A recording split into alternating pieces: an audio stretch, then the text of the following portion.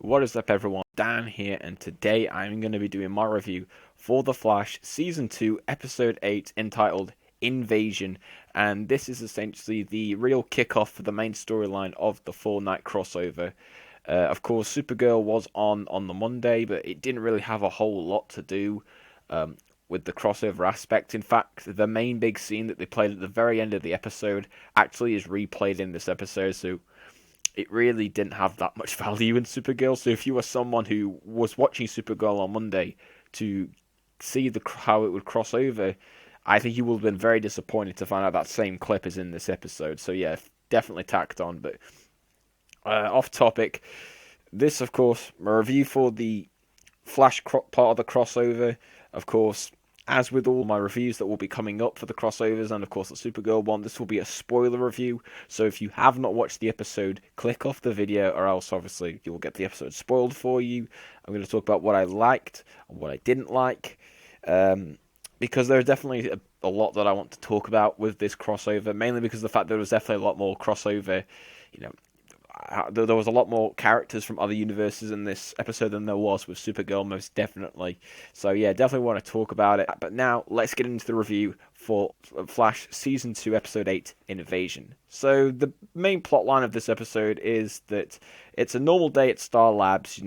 Barry Allen, is they're testing Wally's speed, to test how quick he is, and obviously we see in the episode that he is gradually getting quicker as time is passing, which is kind of cool to see. So hopefully he'll eventually become the same speed as Barry, and then they go crime fighting with each other. That'll be pretty cool. But all of a sudden, an alien ship lands in Central City.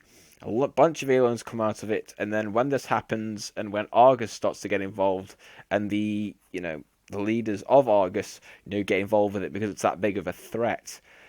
Barry realizes that the Dominators are not a race that he's going to be able to face on his own, and so he ends up calling together all the Team Arrow, the Legends team, and he brings over Supergirl from Earth 38.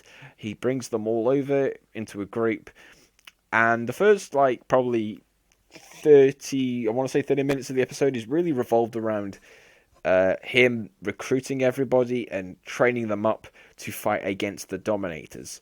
Because, with Supergirl being an alien, they want to test to see how powerful she is, and obviously she wipes everybody's ass because, of course, she's the most powerful member on the team.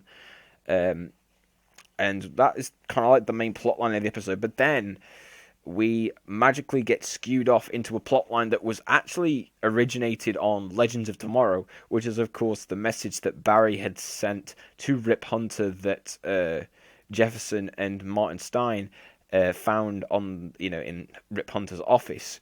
And it's revealed that the message from the old Barry Allen is actually to warn Rip Hunter of Flashpoint and not to trust what Barry says. And then this, of course, forces Barry to tell everybody in the group about Flashpoint and what he did and the repercussions that it had for some people. I predicted this in my preview video. Well, at least I predicted that he would tell John that he had a daughter in the previous timeline.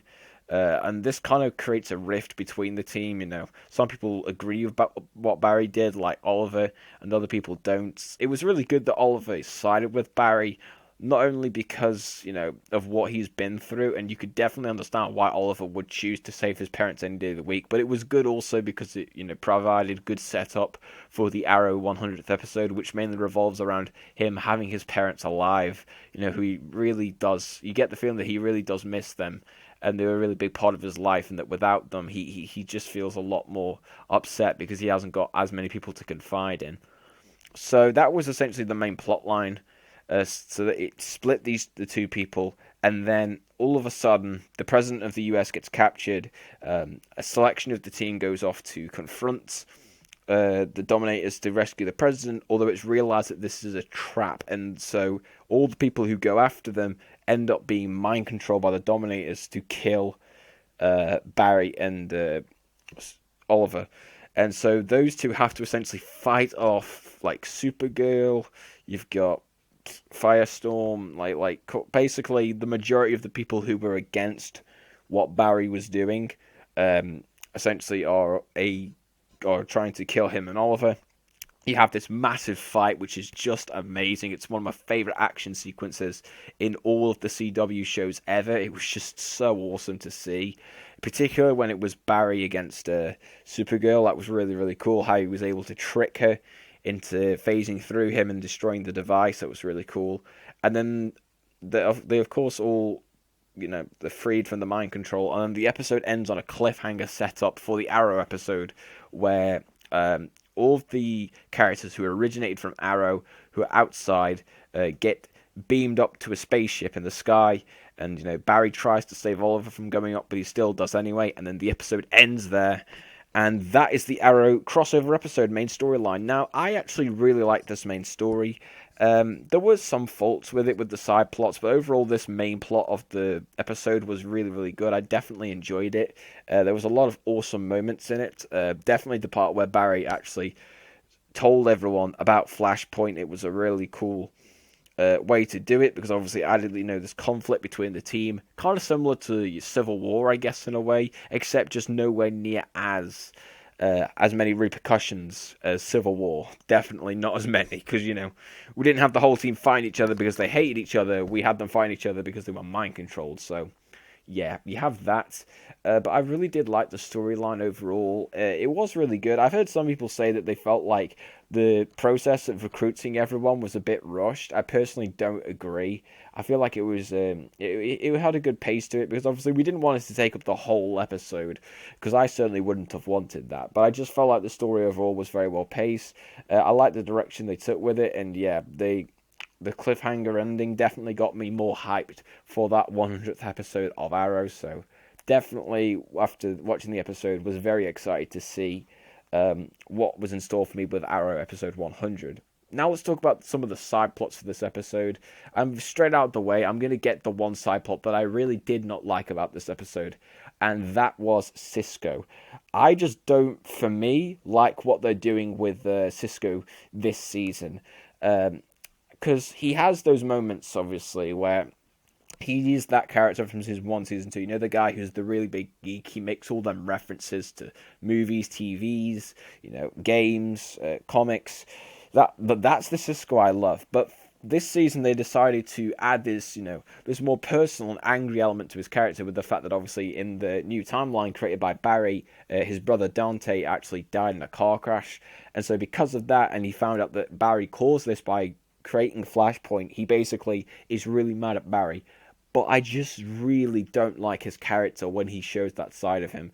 I just feel like it just doesn't suit his character, in my opinion, and how he's written and how his mannerisms. It doesn't suit him to be like that, and because he's like this all of the time, and even when there are aliens, Cisco's biggest concern is, oh, you killed my brother. I'm pretty sure aliens is a bigger issue than trying to work with someone who you've been friends with for years, and made a decision that he had absolutely no clue what the repercussions would be. Like, I just hope they do write Cisco character a bit better, or they have him forgive Barry for what he did sooner rather than later, because otherwise I do feel like I'm not going to enjoy his character anywhere near as much as I did for the first 2 seasons.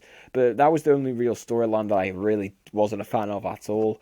I do hope that storyline gets resolved quickly, because otherwise I do feel like it maybe could bog down the rest of season 3, which I do think is a good season so far, but that is just the one storyline that they've recently introduced that I'm just not a big fan of. The other one was, of course, Wally, and him, slowly getting faster, and now, of course, he wants to help Barry, fight the Dominators, but of course, Iris doesn't want him to, and neither does Joe, so they constantly lie to him, saying that he's not getting faster, and that he needs to do even more tests, and of course, Wally finds out about this. He finds out that his mum, his father and his sister have been lying to him, and, he asks HR to help him train to become faster, so that maybe he could help Barry in the future. And initially, HR says no, he doesn't want him to. But after Wally helps Oliver defeat some of the brainwashed members of the team,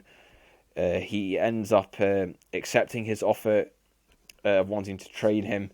And so hopefully that should mean that either we will see Wally as Kid, speeding around or doing tests with HR as Kid Flash, maybe in the mid-season finale or the mid-season premiere. I don't really know, to be honest, but I do feel like maybe you stand more chance of it happening with the mid-season premiere, just because from the promo for the mid-season finale, it does seem very action-packed and heavily focused on Jay Garrick and Barry Allen teaming up, so I doubt they will probably be able to fit that storyline in, but it's definitely something that will be cool to see over the course of the second half of the season.